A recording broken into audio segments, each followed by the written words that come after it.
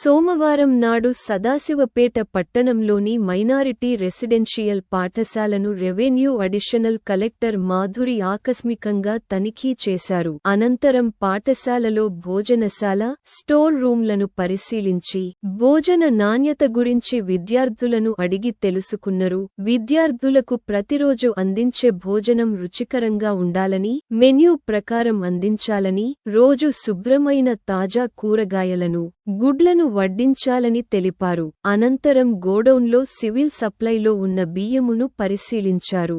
ఈ కార్యక్రమంలో MRO Saraswati, municipal commissioner Uma, జిల్లా సివిల్ సప్లై అధికారి శ్రీనివాస్ రెడ్డి, మండల విద్యాధికారి N Shankar, civil supply DM Kondalarao, minority residential school incharge principal Madhukar Rao, CRP Rajeshwar మరియు పాఠశాల ఉపాధ్యాయులు పాల్గొన్నారు.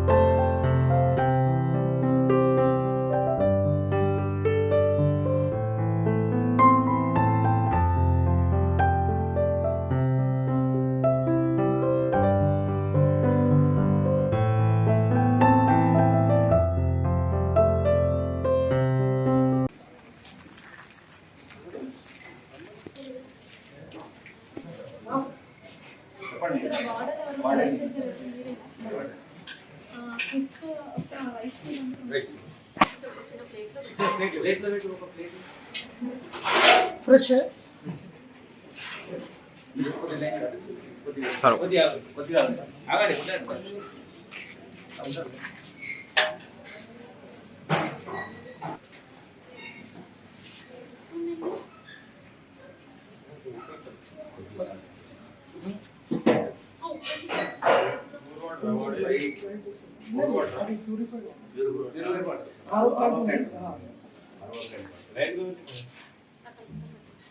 ఉప్పు లేకపోతే ఖరీదు టోటల్ 5